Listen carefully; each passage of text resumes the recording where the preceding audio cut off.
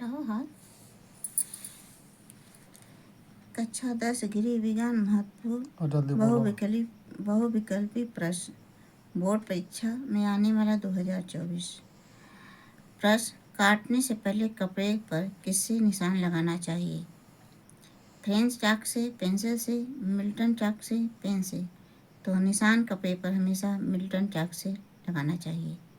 अगला प्रश्न है, मच्छरों के से कौन सा रोग फैलता है? चेचक, क्षय रोग, टाइफाइड, मलेरिया। तो मच्छरों से काटने से रोग मलेरिया फैलता है। अगला प्रश्न है, पारिवारिक बजट बनाने का उद्देश्य? बजट करना, व्यय पर नियंत्रण, आय का ज्ञान।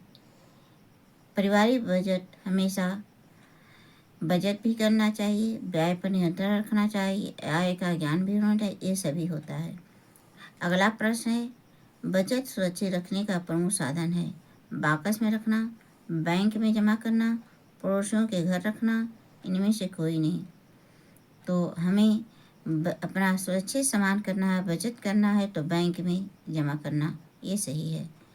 अगला प्रश्न, घर का कूड़ा करकट डालना चाहिए?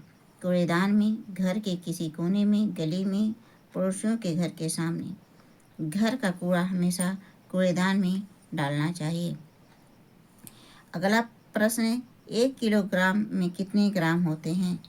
500 ग्राम, 1500 ग्राम, 1000 ग्राम, 200,000 ग्राम। तो 1 किलोग्राम में 1000 ग्राम होता है। अगला प्रश्न, जल में घुलनशील विटामिन है?